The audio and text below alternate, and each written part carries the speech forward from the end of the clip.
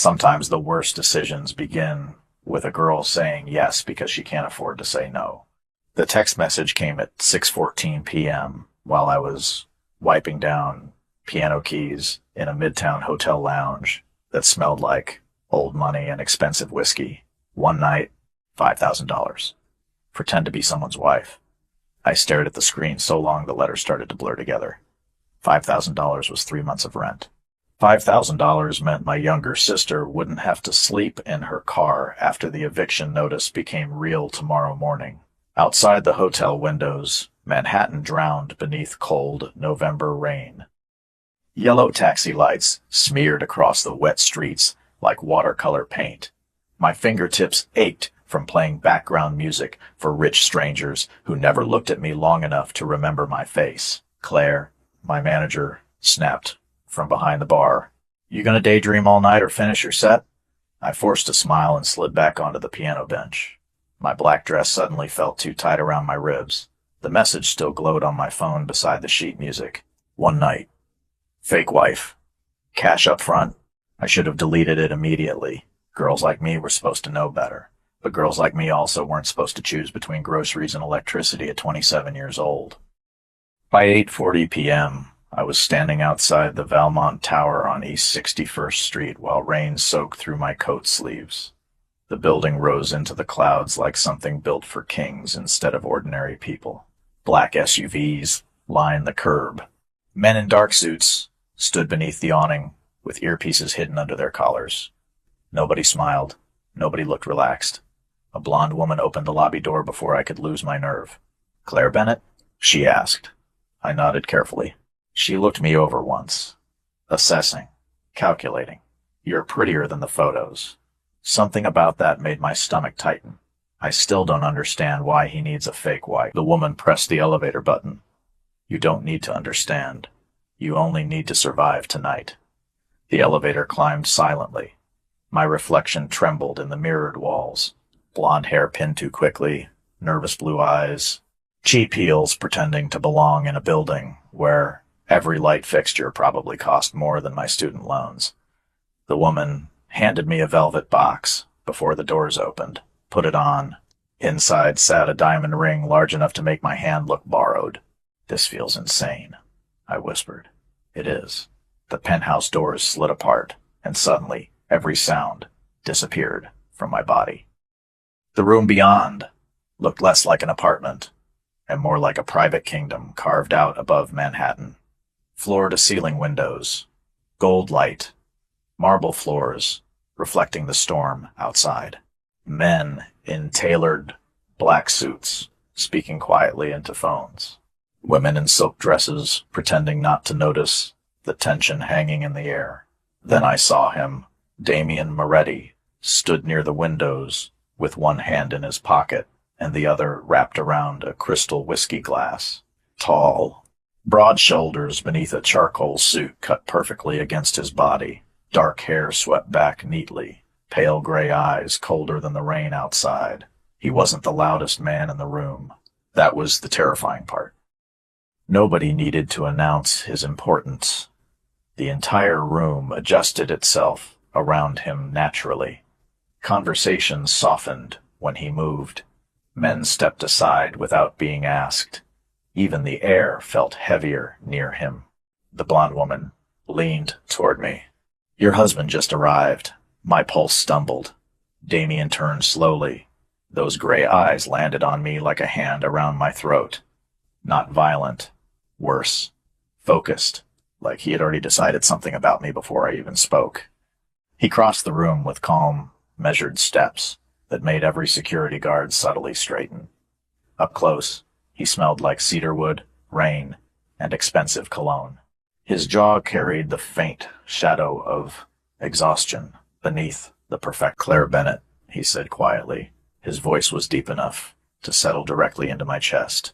"You came." I swallowed hard. Apparently I did. For 1 second, something almost dangerous flickered behind his eyes. Amusement, maybe. Or approval. Then his attention dropped to my bare left hand.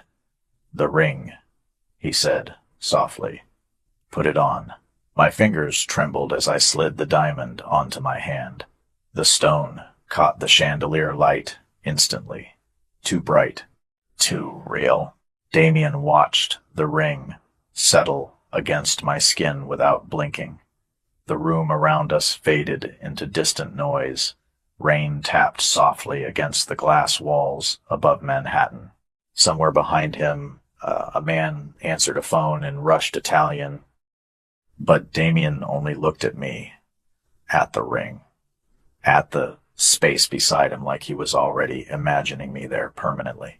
Then he stepped closer, not enough to touch, just enough to steal the oxygen around me. "Stay close to me tonight, Claire," he said, "and whatever happens," his eyes darkened slightly, "don't take that ring off."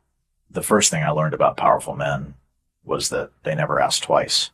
Damien Moretti held my gaze for another second after warning me not to remove the ring. Then someone approached him from behind, speaking rapid Italian under their breath. I did not understand the words, but I understood the tension immediately. The man looked nervous. Damien did not. That somehow made it worse. He listened without reacting, whiskey glass still balanced calmly in his hand, while rain crawled down the skyscraper windows behind him like silver veins. Then his eyes returned to me. "Smile," he said quietly. "People are watching." My cheeks tightened automatically. It felt less like a request and more like survival instinct. Damien extended his arm. I hesitated for half a heartbeat before placing my hand against his sleeve. The fabric was smooth and cool beneath my fingertips. Expensive. Everything about him felt expensive, dangerous, in the kind of way ordinary girls were supposed to avoid. The ballroom doors opened at the far end of the penthouse, revealing another flood of wealthy guests stepping inside from private elevators. Diamonds flashed beneath chandelier light. Waiters carried trays of champagne through clouds of perfume and soft jazz music. But underneath all of it, I sensed something else moving quietly through the room. Calculation. Eyes lingering too long. Men measuring each other with fake smiles and practiced handshakes. Damien guided me forward slowly. Every person we passed greeted him differently. Some nodded respectfully. Some looked terrified to even hold eye contact.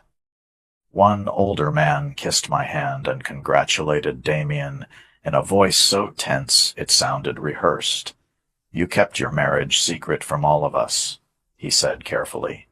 Damien's hand settled against the small of my back. Warm, steady, possessive enough to make my pulse skip. "I prefer privacy," he replied. The older man laughed too quickly. "Of course you do." I looked up at Damien instinctively.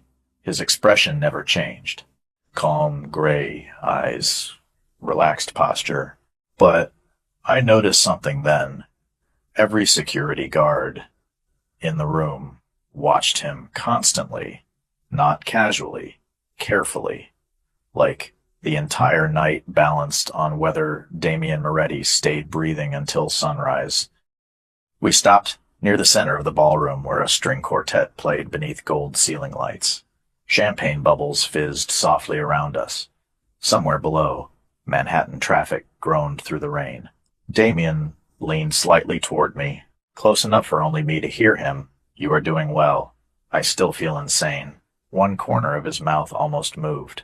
"Good. That means you still have survival instincts." Before I could answer, another voice interrupted. "Damien." The room shifted subtly. I felt it before I even turned around. Conversations quieted nearby. A tall man approached through the crowd, wearing a midnight blue suit and a smile too sharp to be genuine. Dark blonde hair, cold eyes, the kind of handsome that looked rehearsed in mirrors. Beside me, Damien's posture changed, almost invisibly. Not fear. Readiness. "Victor," Damien said evenly, "you are late. Traffic." Victor's gaze slid toward me slowly, assessing, curious. And this must be the mysterious wife. I forced myself not to step backward. "Claire." He took my hand gently, but his smile never reached his eyes. "You certainly appeared suddenly. Life is full of surprises, Damien answered before I could speak. Victor chuckled softly.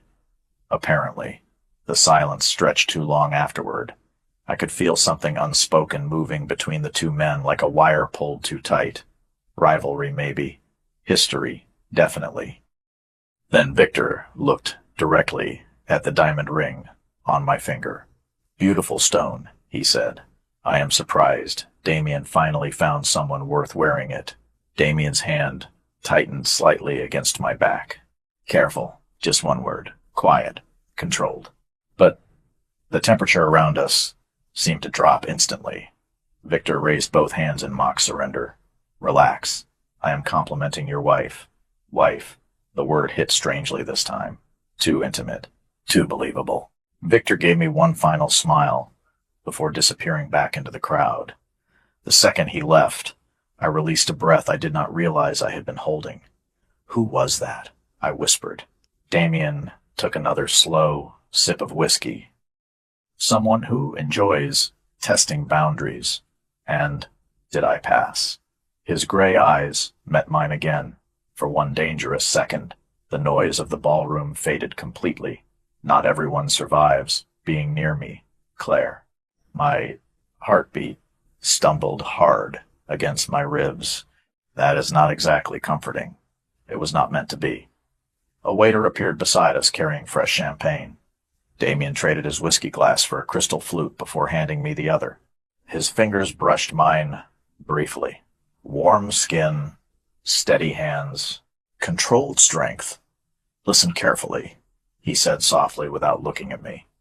In exactly 2 minutes, a man near the west balcony is going to approach us. He will pretend to congratulate me.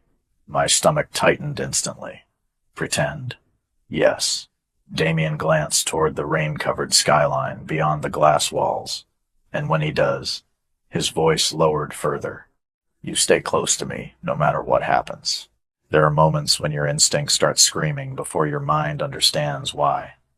I tightened my grip around the champagne flute while Damien calmly watched the west balcony through the reflection in the glass walls. Rain continued sliding down Manhattan in silver ribbons 30 stories below us. The string quartet played something soft and expensive behind the low hum of political laughter and crystal glasses. Nobody looking at this room would have guessed how tense it really was. But I felt it now, in the silence between conversations, in the way security guards shifted slightly closer to Damien every few minutes, in the way certain men kept checking their watches like they were waiting for something. You still have time to tell me what is happening, I whispered carefully. Damien's eyes stayed on the crowd. The less you know, the safer you are. That answer is becoming very annoying. This time I definitely caught the faintest trace of amusement near his mouth. Tiny. Gone almost immediately. Good, he murmured. You are less nervous when you are irritated. Before I could respond, the ballroom doors opened again. Every head near the entrance turned instinctively. A man stepped inside, surrounded by 3 others in dark suits. Mid-40s maybe, silver hair, sharp black tuxedo. The kind of polished confidence that belonged to men who controlled entire rooms without raising their voices. Damien's expression hardened slightly. That is him. The silver-haired man crossed the ballroom slowly, greeting guests along the way like a politician during election season. But his eyes stayed locked on Damien the entire time. Cold, focused, measuring. Who is he? I asked quietly. Leon Viscari. Damien swirled the champagne once inside his glass. And tonight he is pretending we are friends. My throat tightened. Pretending? Leon enjoys smiling before negotiations. Negotiations about what? Damien finally looked directly at me again. Storm gray eyes. Calm enough to hide something dangerous underneath. Power. The answer settled heavily in my chest. Leon reached us seconds later with a smile polished enough for television cameras. Damien. His voice carried warmth that felt practiced instead of genuine. The 2 men shook hands firmly. Neither blinked first. You disappeared for months, Leon continued, then suddenly returned with a wife. His gaze shifted toward me smoothly. I was beginning to think you hated romance. Damien's hand settled against my waist this time, stronger than before, protective enough that heat rushed unexpectedly into my face. Claire prefers privacy, he replied calmly. Leon smiled at me, politely. A wise woman. Something about him unsettled me instantly. Not because he looked threatening, worse, because he looked charming, controlled, like someone who had spent years learning how to hide sharp edges beneath expensive suits and perfect manners. You look familiar, Leon said thoughtfully. Have we met before? No, Damien answered before I could speak. Leon's smile widened slightly. Protective already. Interesting. The tension between them stretched thin as wire. Nearby conversations softened subtly again. People were listening without appearing obvious about it. Watching. Waiting. Leon lifted a champagne glass from a passing tray. Well, he said smoothly, to unexpected marriages. Damien raised his own glass without smiling. To loyalty. The word landed differently, heavier. Leon noticed too. I saw it in the slight pause before he drank. Silence followed, thick and uncomfortable. Then Leon leaned closer toward Damien slightly. Your timing surprised me. Damien's voice stayed even. I rarely disappoint. No, Leon agreed quietly. You usually do the opposite. My pulse quickened. I still did not understand what game was unfolding around me, but I knew enough to recognize a warning when I heard one. Leon glanced at me one last time before stepping backward. Enjoy your evening, Claire. Then he disappeared into the crowd again. The second he was gone, I released a breath slowly. I officially hate everyone in this building. Damien looked down at me briefly. That is probably wise. Was that supposed to scare me? No. He finished the champagne in one calm swallow. If I wanted to scare you, Claire, you would know. A chill moved down my spine despite the warmth of the ballroom. Somewhere near the orchestra stage, laughter erupted loudly, fake, forced, like everyone here was performing versions of themselves they no longer remembered how to remove. Damien handed his empty glass to a passing waiter. Dance with me. I blinked. What? Now? Before I could argue, his hand closed carefully around mine. Warm fingers. Steady grip. The giant diamond ring flashed beneath chandelier light as he guided me toward the center of the ballroom. Every eye seemed to follow us instantly. The orchestra shifted into a slower song. Elegant, intimate, dangerous, in a completely different way. I do not know how to dance to whatever this billionaire vampire music is, I muttered under my breath. Damien's hand slid gently to my waist while pulling me closer. Just follow me. The room blurred slightly once we started moving, not because of the dance, because Damien moved with complete confidence, like a man who controlled every inch of space around him naturally. His body stayed relaxed, focused, calm beneath the gold ballroom lights, while rain battered the city outside. Everyone is staring, I whispered. Good. That is your answer for everything. Usually 'cause it works. I looked up at him accidentally then. Big mistake. His face was too close. Sharp jawline softened slightly by warm chandelier light. Gray eyes unreadable and steady against mine. Beautiful in the kind of way that felt unfair. Dangerous in the kind of way that felt permanent. You are thinking too much, he said quietly. I am standing in a ballroom, pretending to be married to a man who talks like he owns countries. Thinking seems reasonable. One slow breath escaped him that almost sounded like laughter. Almost. Then suddenly his expression changed. Small, instant, but enough to tighten every nerve inside me. Damien's gaze shifted over my shoulder toward the balcony entrance again. His arm tightened around my waist protectively. Do not react, he said softly. But The man near the window, my heartbeat stopped completely. He has been watching you for the last 10 minutes. The difference between fear and instinct is that instinct whispers before fear learns your name. My body stayed perfectly still against Damien while the orchestra continued playing around us, but every muscle inside me tightened painfully. I did not turn toward the balcony window. I did not look for the man Damien mentioned. I suddenly understood this world enough to know that obvious reactions could become dangerous. Damien guided me slowly across the ballroom floor, one hand steady at my waist while rain painted silver shadows across the towering glass windows behind him. "Keep smiling," he said quietly. "You say that a lot. Because you look terrified. Maybe because strange men keep watching me tonight." His thumb shifted once against the fabric of my dress. Small movement, somehow reassuring.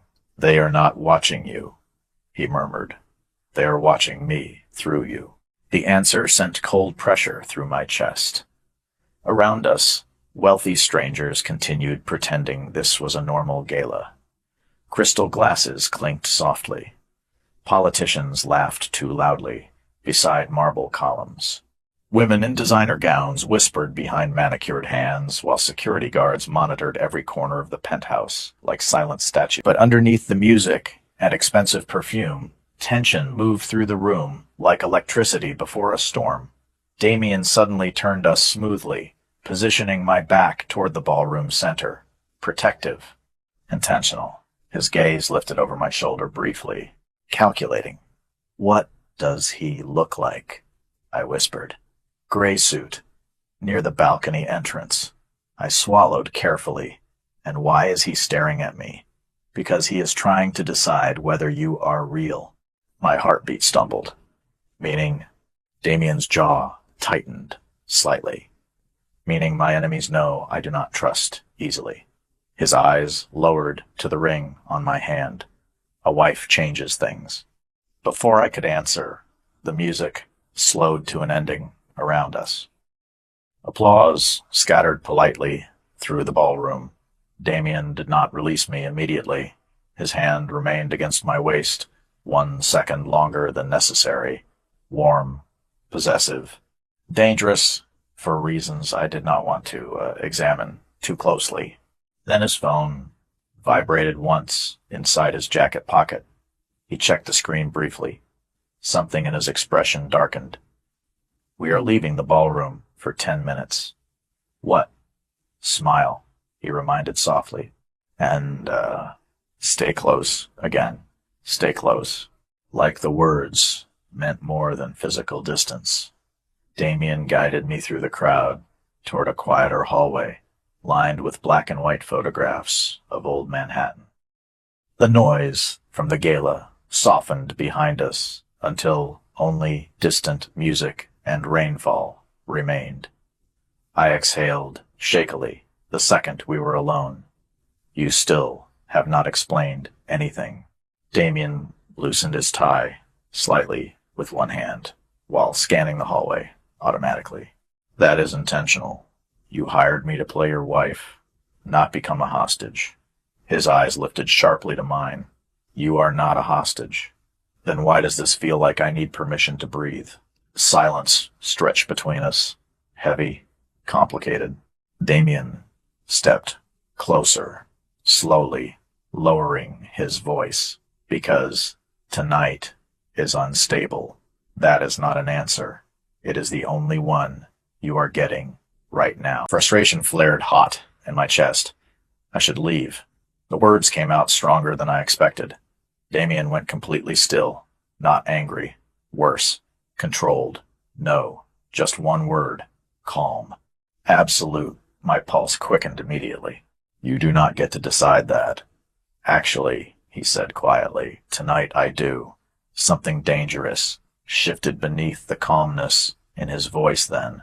Not cruelty. Fear. The realization unsettled me more than shouting would have. Before I could respond, hurried footsteps approached from the opposite hallway.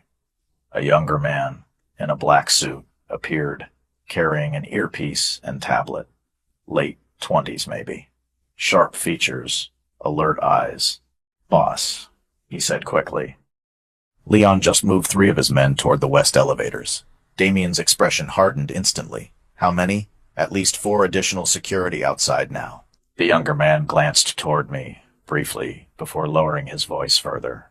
And someone ran facial recognition on Claire Bennett 20 minutes ago. My stomach dropped so hard I felt dizzy. What? Damien's eyes snapped toward the younger man coldly. Who accessed it? Unknown source. Silence crashed down around us. Rain hammered harder against the penthouse windows, somewhere beyond the hallway walls. Damien looked at me, slowly after that. Really looked at me. Not like a stranger anymore. Like someone calculating risk. You ran a background check on me? I asked quietly. Before tonight, he answered evenly. Not during. That does not make me feel better. The younger man shifted uncomfortably beside us. Should I move her downstairs? Her. Not Claire. Not Miss Bennett. Her. Like I was suddenly an object inside a security operation. Damien considered something silently for 2 long seconds. Then he looked directly at me again, gray eyes steady and unreadable beneath the gold hallway lights. No, he said quietly. She stays with me. The younger man nodded once and disappeared back toward the ballroom. The second he was gone, I stepped backward from Damien instinctively. Okay. No. Absolutely not. Damien watched me carefully. Claire, people are searching my face now. Security teams are discussing me like I accidentally joined the Secret Service.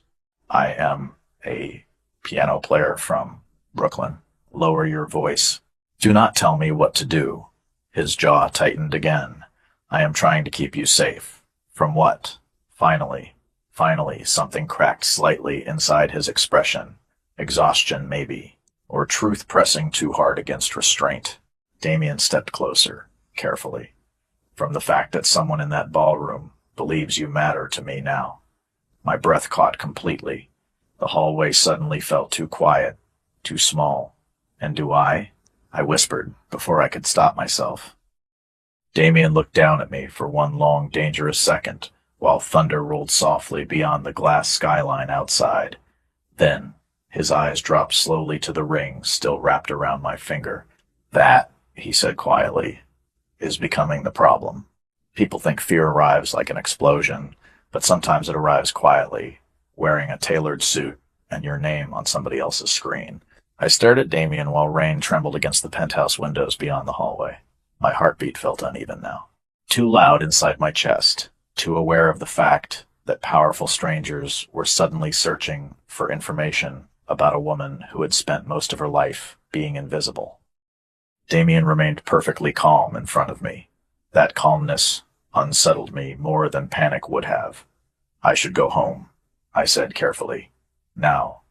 His expression did not move. No, you do not own me. I know. Then stop acting like I belong here. His gray eyes lowered briefly to the ring on my hand again. That ring says otherwise tonight. Frustration flared hot through my exhaustion. This was supposed to be one evening. I am aware. Then why does this suddenly feel permanent? Silence settled between us again, heavy, dangerous. Somewhere down the hallway, soft jazz music drifted faintly from the ballroom while thunder rolled beyond Manhattan's skyline. Damien stepped closer, slowly, controlled, measured. Like every movement he made had already been calculated 3 steps ahead. Claire, he said quietly, look at me. I hated that my body obeyed instantly. I need you to understand something. His voice dropped lower. The second people believed you mattered to me, your life changed. Cold spread slowly through my stomach. That is insane, yes. No hesitation, no denial, just truth. And unfortunately, he continued softly, truth does not care whether either of us likes it. I looked away first, toward the rain-streaked windows at the end of the hallway, toward the city that suddenly felt impossibly far away from me even though it sat right beneath this tower. 24 hours ago, my biggest problem had been overdue rent and whether my sister could keep her nursing textbooks after dropping out for the semester. Now, strangers in designer suits were quietly discussing my safety like I had wandered into the wrong life by mistake. I never should have come here, I whispered. Damien's jaw tightened slightly. Probably not. Something about the honesty in that answer hurt unexpectedly. Before I could respond, voices echoed from the ballroom entrance again. Fast footsteps approached. Damien immediately shifted closer to me instinctively, positioning himself slightly between me and the hallway opening, protective. The younger man from earlier appeared again, tension visible across his face this time. Boss. Damien's eyes sharpened. What happened? There was a problem downstairs. The younger man glanced briefly toward me before continuing carefully. One of Leon's associates tried accessing the guest exit records. My stomach dropped instantly. Damien stayed still. Too still. For her? We believe so. The hallway suddenly felt colder. I crossed my arms tightly against myself. Okay. No, somebody needs to explain why this is happening. The younger man looked uncomfortable. Damien did not. Go back downstairs, Damien ordered quietly. Double security at the elevators. Already done. And Matteo, watching the west entrance personally. Damien nodded once. Good. The younger man disappeared again, without another word. Silence returned heavily after he left. I stared at Damien in disbelief. This cannot possibly be normal. It is not. Then why are you acting calm? Finally something flickered behind his eyes. Exhaustion, maybe. Or experience. Because panic gets people hurt. His answer landed harder than I expected. I rubbed my cold fingers against the diamond ring, unconsciously. The stone flashed beneath the hallway lights. Too bright, too expensive, too dangerous now. Take it off, I muttered quietly. Damien's expression changed instantly. No, it is fake anyway. Claire, I do not want it. I started pulling the ring from my finger. Damien caught my wrist, gently, but immediately. Warm hand, firm grip. Not painful, just absolute. My breath caught sharply. Do not remove it, he said quietly. Why? For one long second he just looked at me, gray eyes steady against mine while rain hammered softly outside. Because right now, he said carefully, that ring is the only thing keeping certain people from testing whether you matter to me. Fear moved slowly down my spine after that. Real fear this time. Not nervousness, not confusion. Understanding. I stopped trying to pull the ring off. Damien released my wrist immediately once he felt me relax, controlled even then. I do not understand this world, I whispered. You should not have to. The answer came softer than anything he had said to me all night, unexpectedly human.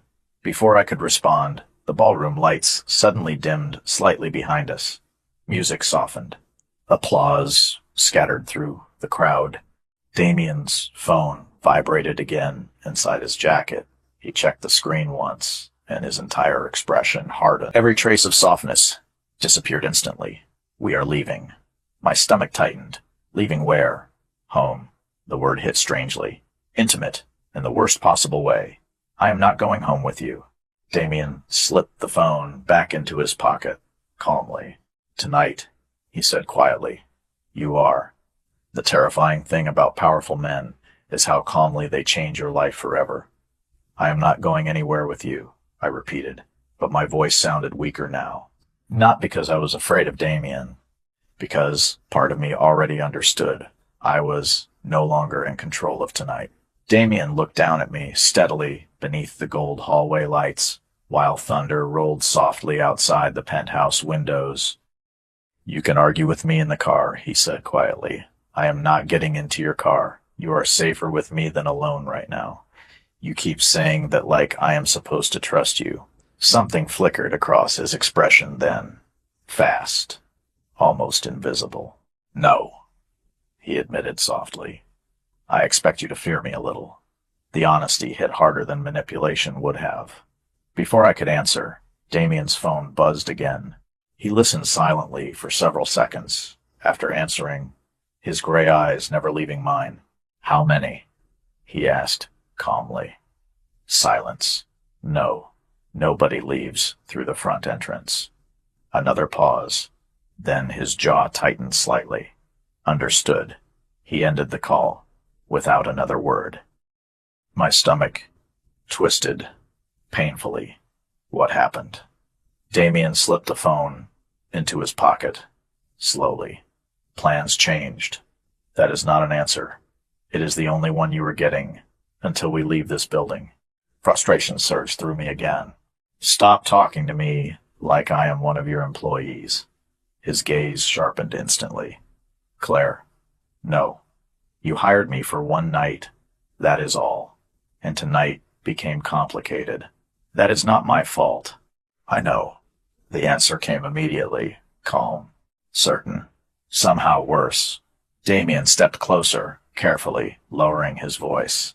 Listen to me very carefully now. Every instinct inside me tight. You are exhausted, overwhelmed, angry.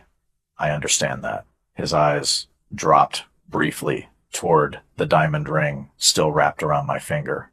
But if you walk out of this building alone tonight, people will follow you. Cold fear slid slowly down my spine again. Why? Because somebody wants leverage. Against you? Yes. My throat tightened painfully. This is insane. Yes. Again, with the honesty. No pretending. No fake comfort. Just brutal truth, delivered quietly beneath chandelier light, while Manhattan drowned in rain outside. Damien extended his hand toward me, slowly. Come with me. I stared at his hand for 2 long seconds. Strong fingers. Steady. Patient. Not forcing. Waiting. Somewhere behind us, applause echoed faintly through the ballroom again. The gala continued like nothing dangerous existed, beneath all the wealth and music and expensive smiles. But I knew better now. This building felt like a chessboard, where everyone already understood the rules except me. What happens if I say no? I whispered. Damien's expression did not change. I carry you out emotionally instead of physically. Despite everything, a shocked breath almost escaped me. That was supposed to be reassuring. One corner of his mouth moved slightly. No. God help me. I almost smiled back. The realization terrified me more than the security teams downstairs. Damien lowered his hand slowly when I still did not take it. Your sister's eviction notice was delivered this morning at 9:15, he said quietly. My heartbeat stopped completely. What? Your landlord has already scheduled new tenants for the apartment next week. Ice flooded through my body instantly. How do you know that? Because before I brought you into this world tonight, I made sure I understood yours. Anger flashed hot through the fear. You investigated my family. I protected myself by invading my life. Damien remained infuriatingly calm. You accepted money from strangers to impersonate the wife of a man you had never met. You were already in danger before you walked into this building. The words hit too close to truth. I hated that. You do not get to judge me. I am not judging you.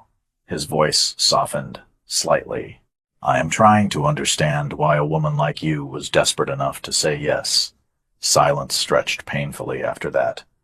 Rain hammered harder against the windows somewhere above us. I looked away first, because suddenly my eyes burned unexpectedly. Embarrassing. Weak. I crossed my arms tighter around myself. My father left when I was 16, I said quietly. My mother died 3 years later. Damien said nothing, just listened. I raised my sister, worked every terrible job possible. Piano bars, hotel lounges, weddings, funeral receptions. My laugh sounded hollow. Turns out grief pays surprisingly well if you can play softly enough. His eyes stayed fixed on me, steady, focused, not pitying. Somehow that made continuing easier. $5,000 fixes a lot of problems when you spend your whole life drowning in small ones. Damien went still after that, really still. Then, slowly, carefully, he removed his suit jacket and draped it around my shoulders before I could protest. Warm fabric, faint scent of cedar wood and rain. expensive enough that I instantly felt ridiculous wearing it.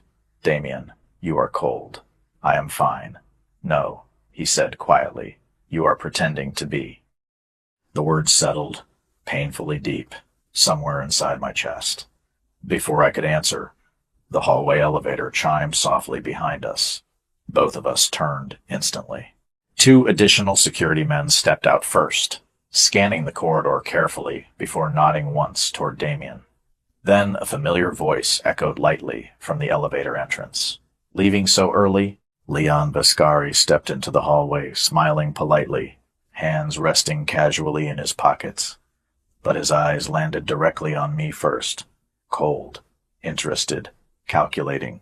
That is unfortunate, he said softly.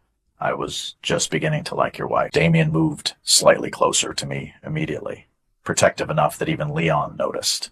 And for the very first time that night, the older man's smile faded completely. You can learn a lot about a man by watching what happens when somebody threatens what he considers his.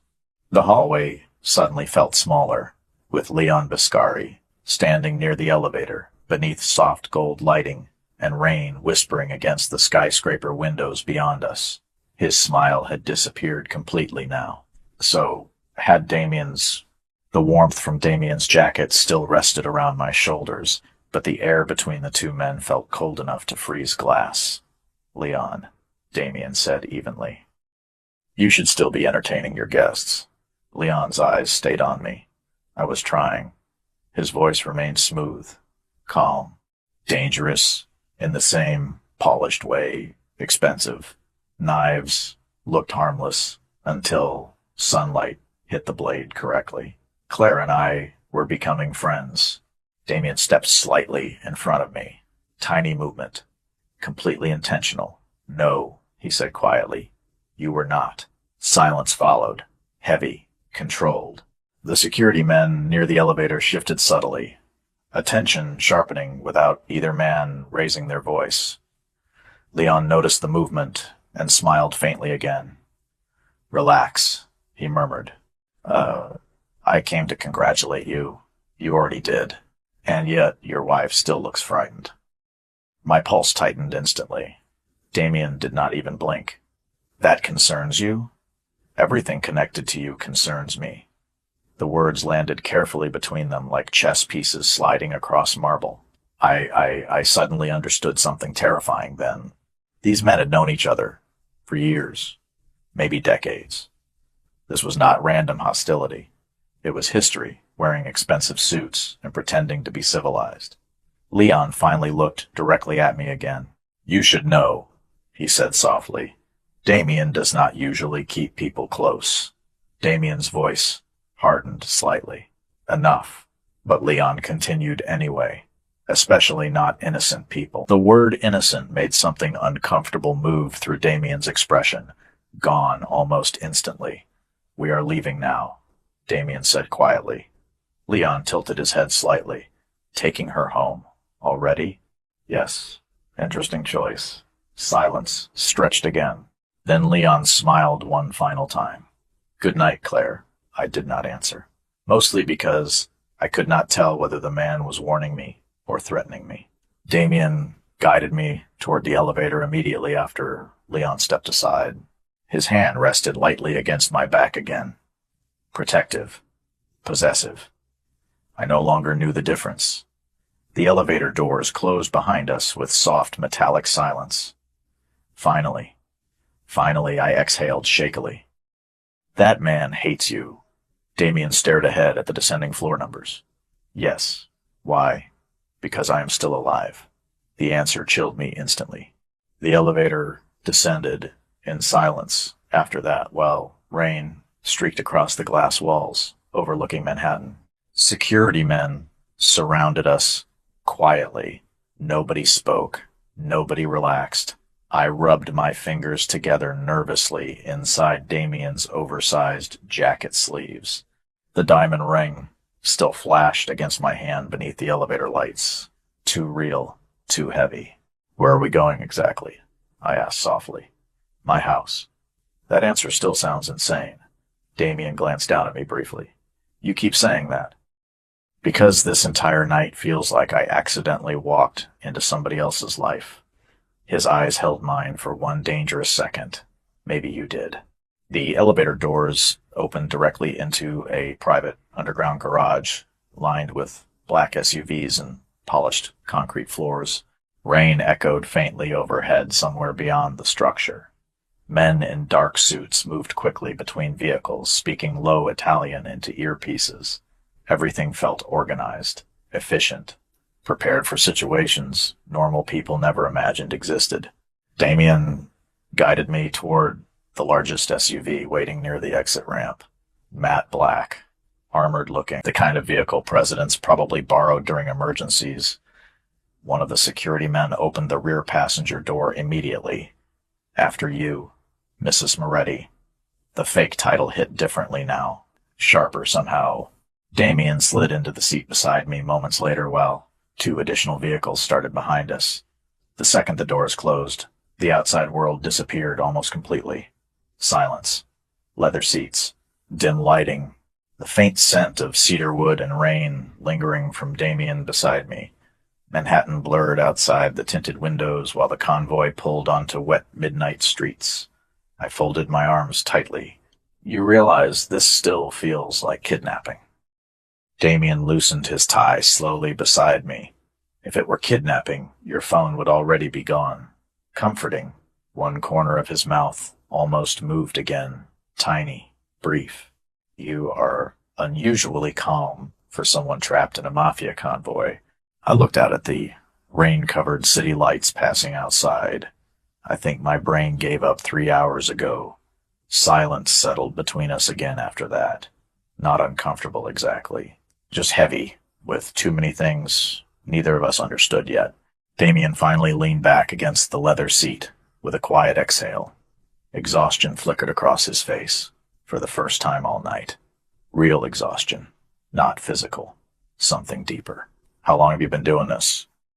I asked before I could stop myself. His eyes shifted toward me carefully. Doing what? Living like everyone is waiting for war.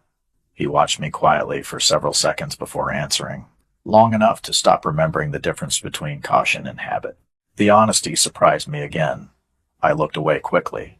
Dangerous men were easier to fear when they acted cruel instead of tired. The SUV slowed suddenly beneath towering iron gates, surrounded by stone walls and security lights.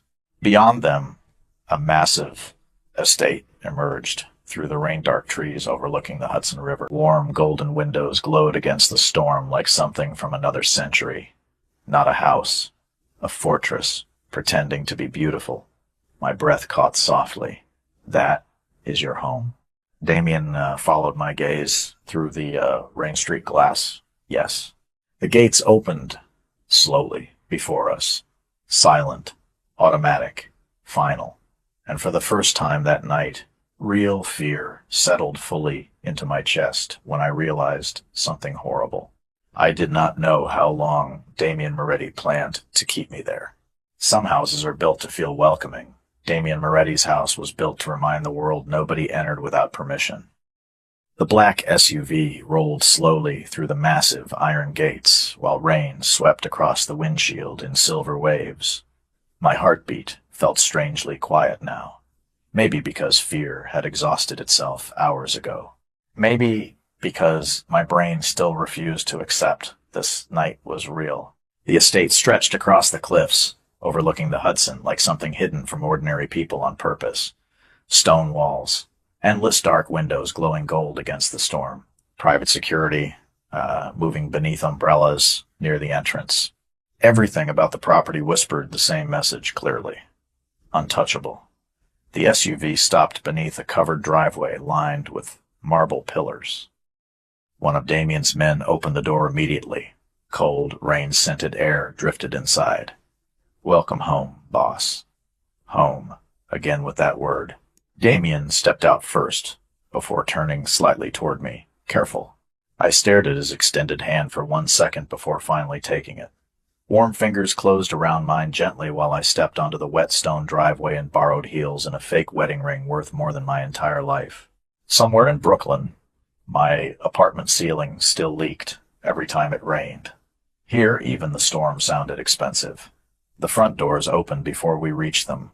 An older woman in a dark navy dress waited inside, beneath soft chandelier light. Silver hair neatly pinned back, calm eyes, the kind of graceful presence that made the enormous mansion feel suddenly less cold. "You are late," she said calmly to Damien, not nervous, not intimidated. Damien removed his tie slowly while stepping inside. Unexpected complications. The woman's eyes moved toward me then, gentle, curious. And this must be Claire. I blinked in surprise. Damien was already removing the jacket from my shoulders carefully before handing it to one of the staff members nearby. "Claire," he said quietly, "this is Mrs. Ricci." The woman smiled faintly. "I have known Damien since he was 13, and impossible to control." Damien sighed softly. "You are enjoying this too much. Very much." Despite everything, warmth flickered briefly through the room for the first time all night. Real warmth. Human. Mrs. Ricci stepped closer toward me kindly. "You look exhausted, sweetheart." Something about the softness in her voice almost hurt, unexpectedly.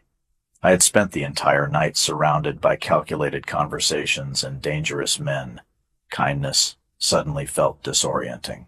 "I am okay," I answered automatically. Mrs. Ricci gave me a knowing look. "That means no." Damien loosened the top button of his dress shirt quietly beside me. His exhaustion looked heavier now beneath the mansion lights, more visible somehow. "Prepare the East guest suite," he told her calmly. "And, have someone bring dinner upstairs." Upstairs. My stomach tightened instantly again. "Wait." Both of them looked at me. "I am staying here?" Damien's gray eyes remained calm. "Tonight, yes." "For how long?" Silence. Tiny. But enough. "Damien." My voice came out sharper this time. "For how long?" He studied me for one long second before answering carefully. "Until I know the situation outside is stable." That is not a timeline. It is the truth. Frustration flashed through me instantly. "You cannot just decide my life for me." Something complicated moved behind his eyes then. Not anger. Regret, maybe. "Claire." "No." I stepped backward slightly. "You do not get to trap me in some billionaire prison because your enemies suddenly noticed me." The room went completely silent after that. Even the staff nearby stopped moving. Mrs. Ricci glanced toward Damien, carefully, waiting. Damien exhaled once, slowly, before speaking. "Everybody leave us." The room emptied almost immediately after that. Quiet footsteps, closing doors.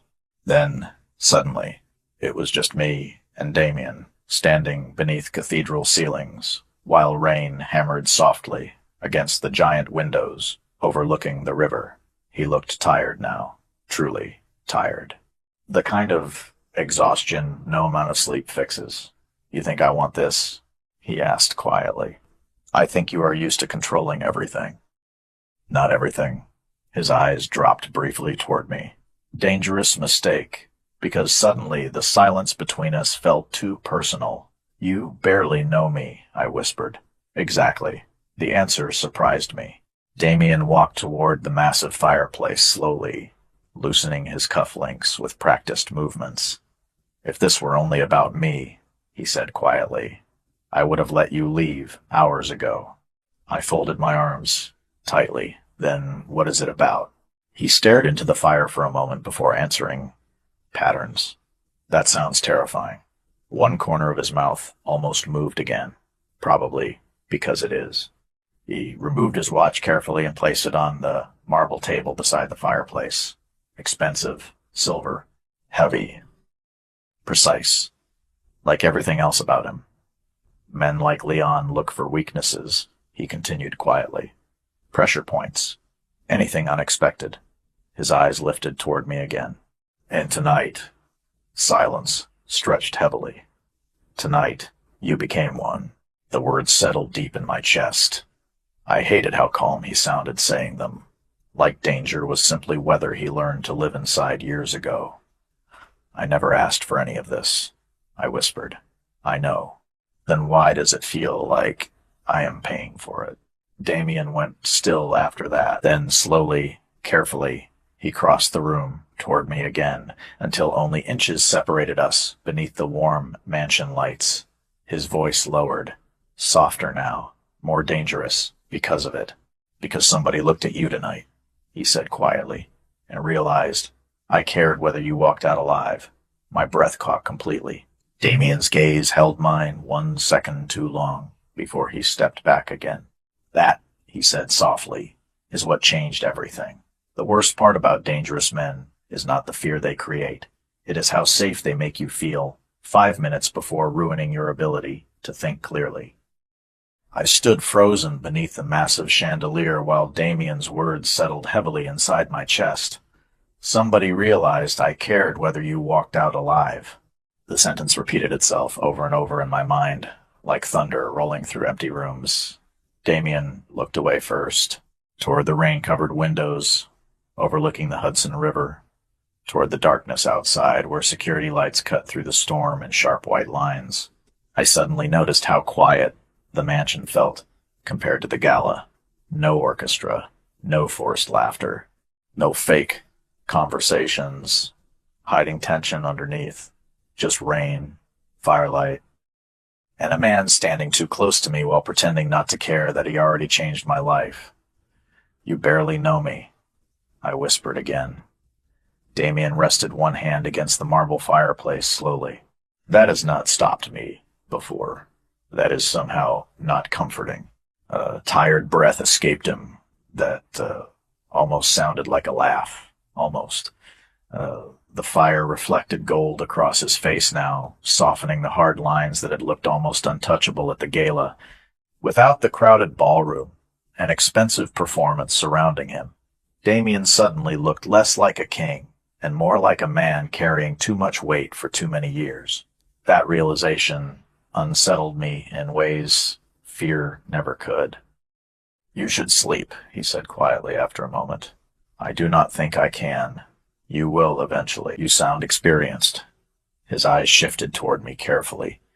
"Insomnia becomes familiar in my world." Silence settled again, softer this time. Somewhere deeper inside the mansion, a grandfather clock chimed quietly. Midnight. I looked down at the enormous diamond still wrapped around my finger. The stone glittered against firelight, like something stolen from another universe. "I should take this off now," I murmured. Damien's expression changed instantly. Not harsh, just focused. "No. The gala's over." "Still no. You really enjoy telling me what to do. Only when you are about to do something reckless. Frustration should have returned then. Instead, something dangerously close to amusement flickered through me. God help me. I was adapting to him already. I walked slowly toward the towering windows overlooking the river, wrapping my arms around myself against the lingering cold still trapped inside my body. Rain blurred the distant Manhattan skyline into scattered gold smudges across the darkness. Beautiful, lonely. Damien stayed near the fireplace behind me, quiet, giving me space without fully stepping away. "Do you ever leave this place?" I asked softly. "Frequently." That was not what I meant. Silence. Then, finally, "Not really." I turned slightly toward him. "Why?" Damien looked at the fire instead of me. "Because, outside this house, everyone wants something." The answer landed unexpectedly hard. And inside, his eyes lifted slowly to mine again. "Inside," he said quietly, "they usually just want honesty." Something tightened painfully in my chest. After that, I understood loneliness. I understood what happened when people only approached you because they needed something from you. Rent money, emotional support, survival. Maybe that was why Damien unsettled me so deeply. Because underneath the expensive suits and terrifying reputation, I recognized exhaustion I had spent years hiding in myself. A soft knock interrupted the silence.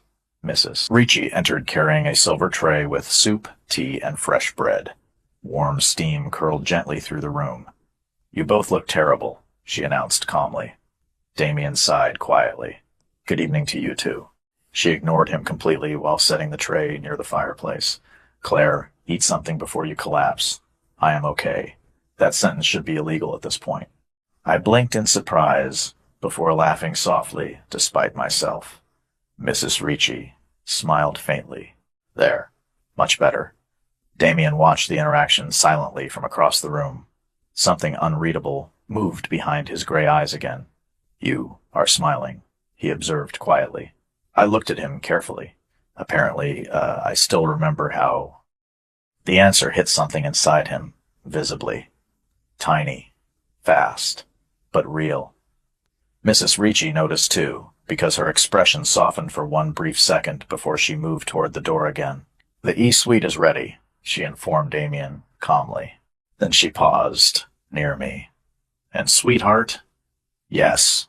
Her eyes flicked once toward Damien, before returning to me knowingly.